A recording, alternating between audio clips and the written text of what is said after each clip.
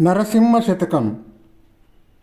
పంజరంబునన్ కాకిని పట్టియుంచిన లెస్స పలుకునే వింతైనన్ చిలుకవలెను.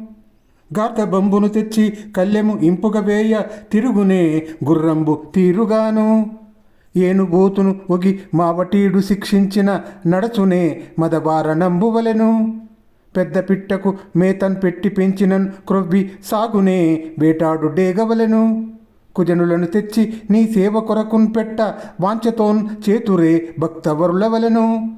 భూషణ వికాస శ్రీ ధర్మపుర నివాస దుష్ట సంహార నరసింహ దురిత దూర. స్వామి నరసింహ, పంజరములో చిలుకను కాకుండా కాకిని నిలిపితే అది చిలుకవలే పలుకుతుందా? పలకదు. గుర్రానికి బదులు గాడిదను తీసుకువచ్చి దానికి జీను కళ్ళెము బిగిస్తే అది గుర్రంలాగా పరిగెత్తుతుందా? పరిగెత్తదు. ఏనుగుని కాకుండా దున్నపోతును తీసుకువచ్చి శిక్షణ ఇస్తే అది మావటి మాటలు వింటుందా? వినదు.